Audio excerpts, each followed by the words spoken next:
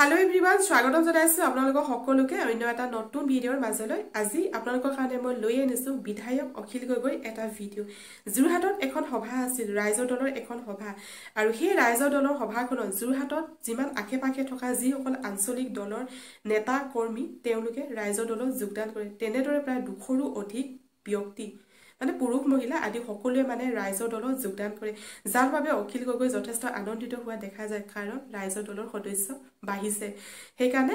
আৰু তাৰ পিছত সাংবাদিকসকলৰ আগত অখিল গগৈয়ে বহুত কেইটা বিস্ফোৰক মন্তব্য দাঙি ধৰে হিমন্ত বিশ্ব শৰ্মাৰ ওপৰত, আৰু লগতে নৰেন্দ্ৰ মোদীৰ ওপৰতো বহুত কেইটা বিস্ফোৰক মন্তব্য দাঙি ধৰে, আৰু কয় যে হিমন্ত বিশ্ব শৰ্মা হৈছে আটাইতকৈ বদমাছ ৰাজনীতি কৰা ব্যক্তি, আৰু যাৰ বাবে বিজেপিত থকা যিসকল পুৰণা নিষ্ঠাবান ব্যক্তি তেওঁলোকৰ মাজত এখন সংঘাত হৈছে, আৰু কাৰণ তেওঁলোকৰ যিসকল পুৰণা বিজেপি তেওঁলোকক মানে গুৰুত্ব নিদিয়া হৈছে, তো তাৰ কাৰণে পুৰণি আৰু নতুন বিজেপিৰ মাজত এখন গৃহকন্দল হৈ আছে। আৰু লগতে নৰেন্দ্ৰ মোদীৰ বিষয়ে বহুত কেইটা বিস্ফোৰক মন্তব্য দাঙি ধৰিলে। সো সেই ভিডিঅ'টো মোৰ ওচৰত আছে, আৰু সেই ভিডিঅ'টো মই আপোনালোকৰ মাজলৈ আগবঢ়াই দিছো, কাৰণ সেই ভিডিঅ'টো আপোনালোকে চালে বেছি ভাল পাব যে মই কথাখিনি কোৱাতকৈ। তেন্তে এই ভিডিঅ'টো আপোনালোকৰ মাজলৈ আগবঢ়াই দিছো, আৰু ভিডিঅ'টো সম্পূৰ্ণ চাব, সম্পূৰ্ণ চালে আপোনালোকে সকলোখিনি বুজি পাব। কাম নাইকিয়া মানুহত পৰিণত কৰি মানে কংগ্ৰেছৰ পৰা অহা মানুহবিলাকে গোটেই দলটো হাইজেক কৰি পেলালে। বিজেপি দলটো এতিয়া সম্পূৰ্ণৰূপে হাইজেক কৰি পেলালে। কংগ্ৰেছৰ ভিতৰত যিবিলাক একদম চিণ্ডিকেটপন্থী আছিলে, 2 নম্বৰী দালালি যিবিলাক আছিলে, সেইবিলাকে এতিয়া সম্পূৰ্ণৰূপে বিজেপি দলটো দখল কৰি পেলালে।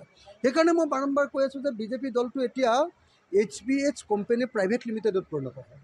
হিমন্ত বিশ্ব শৰ্মা নামৰ যিজন অসমৰ ৰাজনীতিৰ আটাইতকৈ মানে বদমাছ যিজন ৰাজনীতিক, সেই আটাইতকৈ বদমাছ ৰাজনীতিকজনৰ লগত কংগ্ৰেছৰ পৰা যিবিলাক মানুহ আহিছিলে, সেই নতুন কংগ্ৰেছীবিলাকে বিজেপি দলটো দখল কৰি পেলালে। বিজেপিৰ পুৰণি নিষ্ঠাবান কৰ্মীবিলাকক একেবাৰে মাৰি পেলোৱাৰ নিচিনা হ'ল, তেওঁলোকক নাপাত্তা কৰি দিলে, তেওঁলোকৰ দলৰ ভিতৰত কোনো গুৰুত্ব নাইকিয়া কৰি পেলালে। তেওঁলোকে একো কথাই এতিয়া মানে তেওঁলোকৰ কথা নৰজে এতিয়া দলত। তেওঁলোকক একেবাৰে মানে আপোনাৰ কি ক'ব, আৰু আপোনাৰ মানে ভাংকুটা বাৰীত পৰিণত কৰি পেলালে।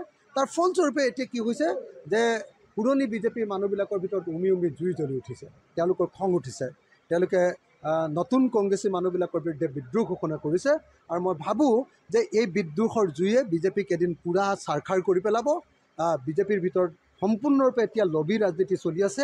HBH কোম্পানী প্ৰাইভেট লিমিটেডে পুৰণি নিষ্ঠাবান বিজেপিসকলক সাংঘাতিক ধৰণে অৱদমিত কৰাৰ কাৰণে আমিও দুখ পাই আছোঁ। মই আশা কৰোঁ যে পুৰণি বিজেপিৰ মানুহবিলাকে ইয়াৰ বিৰুদ্ধে প্ৰতিবাদ কৰিব, ইয়াৰ বিৰুদ্ধে মাত মাতিব, আৰু ইয়াৰ বিৰুদ্ধে মাত পাতি তেওঁলোকে তেওঁলোকৰ দলত নিজৰ স্থান উলিয়াই ল'ব পাৰিব। প্ৰধানমন্ত্ৰীগৰাকীয়ে দেখিবলৈ পাইছে যে বিজেপি ভগৱানৰ অৱতাৰ বুলি বহুকেইগৰাকী নেতাই কৈছিলে, আৰু প্ৰাইম মিনিষ্টাৰে শেহতীয়াকৈ কৈছে তেওঁ মানে পৰমাত্মাই তেওঁক প্ৰেৰণ কৰিছে, তেওঁ জৈৱিক পদ্ধতিৰে মানে হিমন্ত বিশ্ব কি কয়, আপোনালোকে দেখিছে যে নৰেন্দ্ৰ মোদী ডাঙৰীয়াই আচলতে নিজকে ভগৱানৰ অৱতাৰ বুলি ব্যাপক ৰূপত প্ৰচাৰ কৰে।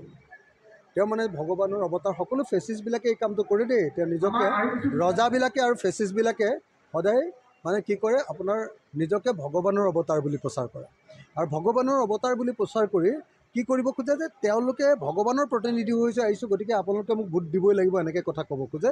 কিন্তু এইবাৰ ভাৰতৰ মানুহে নৰেন্দ্ৰ মোদীৰ প্ৰকৃত চৰিত্ৰ বুজি উঠিছে। সেইকাৰণে আপুনি ৰাজ্যে ৰাজ্যে দেখিবলৈ পাব যে বিজেপি বিৰোধী ঢৌ। এইবাৰ ক'তো নৰেন্দ্ৰ মোদীৰ ঢৌ নাই।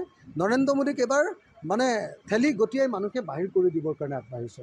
মই আপোনালোকক কৈ যাব খুজিছোঁ যে 2024 চনৰ লোকসভা নিৰ্বাচনত বিজেপি আৰু NDA মিলি সৰ্বাধিক 240ৰ পৰা 250খন আসন লাভ কৰিব।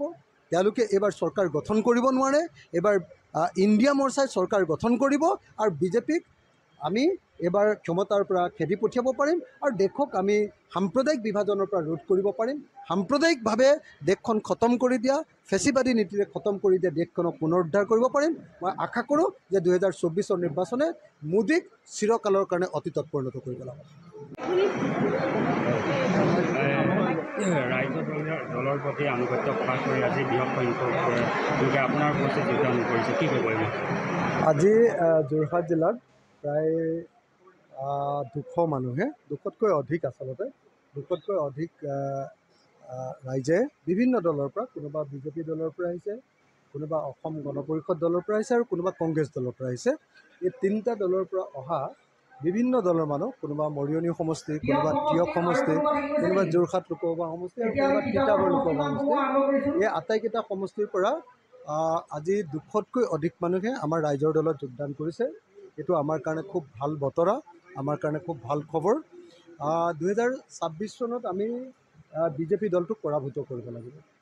বিজেপি দলক পৰাভূত কৰিবৰ কাৰণে আমি বিৰোধী ঐক্য মঞ্চই ইতিমধ্যে আমাৰ নিজৰ প্ৰস্তুতি আৰম্ভ কৰিছোঁ। কাৰণ সকলোৱে জানে যে বিজেপি আৰু RSSে আমাৰ দেশত যি ধৰণে সাম্প্ৰদায়িক ৰাজনীতি কৰিছে, যি ধৰণৰ ফেচিবাদী গুণ্ডাগিৰিৰ ৰাজনীতি কৰিছে, তাৰ বিপৰীতে আমাক এখন সম্প্ৰীতিৰ অসম লাগে। তাৰ বিপৰীতে আমাক উন্নয়নৰ দিশত আগবাঢ়ি যোৱাৰ ৰাজনীতি লাগে। ইয়াত আমাক হিন্দু মুছলমানৰ কাজিয়া নালাগে। সেইকাৰণে আজি 2026 চনৰ কাৰণে আমি আগবাঢ়িবৰ কাৰণে প্ৰস্তুতি আৰম্ভ কৰিছোঁ। 2024 চনৰ লোকসভা নিৰ্বাচনে আমাক 2026 চনলৈ আগবাঢ়ি যাবৰ কাৰণে এটা শক্তি প্ৰদান কৰিছে। ইয়াৰ আগলৈকে আমি ভাবি আছিলোঁ যে বিজেপিৰ জয় জয়ময় অৱস্থা, কিন্তু এবাৰ 2024 লোকসভা নিৰ্বাচনে প্ৰমাণিত কৰিলে যে বিজেপি আচলতে অস্তগামী এটা সূৰ্য। ই বিদায় দিবৰ কাৰণে, বিদায় ৰ'বৰ কাৰণে ৰৈ আছে। গতিকে এই মুহূৰ্তত আমি সকলোৱে ঐক্যবদ্ধভাৱে বিজেপিক পৰাভূত কৰিবৰ কাৰণে, বিজেপিৰ দাদাগিৰিক অসমৰ পৰা বিদায় দিবৰ কাৰণে সিদ্ধান্ত লৈছোঁ। আৰু সেইকাৰণে 2024 আমি কেইবাখনো উজনি অসমৰ কেইবাখনো আসনত জিকিম আৰু 2026 আমি বিৰোধী ঐক্য মঞ্চই বিজেপি দলক অসমৰ ৰাজনীতিৰ পৰা বিদায় দিম। মই আশা কৰোঁ যে অসমৰ ৰাইজে 2026 চনত বিজেপিক বিদায় দিবৰ কাৰণে সাজু হ'ব। মানে আমি অসমত এই মুহূৰ্তত 14খন আসনৰ ভিতৰত 6খন আসন বিৰোধী ঐক্য মঞ্চই পাম বুলি আশা কৰিছোঁ। তাৰ ভিতৰত ডিব্ৰুগড় পাম বুলি ভাবিছোঁ, যোৰহাট পাম বুলি ভাবিছোঁ, নগাঁও পাম বুলি ভাবিছোঁ, ধুবুৰী পাম বুলি ভাবিছোঁ, কৰিমগঞ্জ পাম বুলি ভাবিছোঁ আৰু গুৱাহাটী পাম বুলি ভাবিছোঁ। এই 6খন আসন আমি পাম বুলি আশা প্ৰকাশ কৰিছোঁ। তো বিজেপিয়েও 6খনতকৈ বেছি আসন নাপায়। বাকী আকৌ আৰু দুটা ৰিজিয়নেল পাৰ্টি, এটা আপোনাৰ কোকৰাঝাৰতো এখন আৰু বৰপেটাতো এটা বেলেগ দলে পাব বুলি ভাবোঁ। গতিকে তাৰ ফলস্বৰূপে আমি ভাবোঁ যে বিজেপিয়ে 6খনতকৈ আসন এইবাৰ পাবলৈ সক্ষম নহয় আৰু আমি বিৰোধী ঐক্য মঞ্চই মিনিমাম আমি 6খন আসন পাম বুলি আমি আশা প্ৰকাশ কৰিছোঁ। মানে পুৰণি বিজেপিৰ মানুহবিলাকক আচলতে একেবাৰে নাপাত্তা কৰি পেলালে। ৰাইজসকল ভিডিঅ'টো চাই কেনেকুৱা লাগিল আপোনালোকে মোক কমেণ্ট কৰি জনাব, কাৰণ ভিডিঅ'টো মই আপোনালোকৰ বাবে প্ৰস্তুত কৰিছোঁ। চ' আপোনালোকেতো মোক ভিডিঅ'টোৰ বিষয়ে মন্তব্য কৰিব বুলি মই আশা ৰাখিলোঁ। চ' ঠিক আছে ৰাইজসকল, আজি মোৰ এই ভিডিঅ'টো মই ইয়াতে সামৰি মাৰিছোঁ আৰু আপোনালোকক লগ পাম মোৰ আহিবলগীয়া এটা নতুন ভিডিঅ'ৰ সৈতে। আজিলৈ বাই বাই।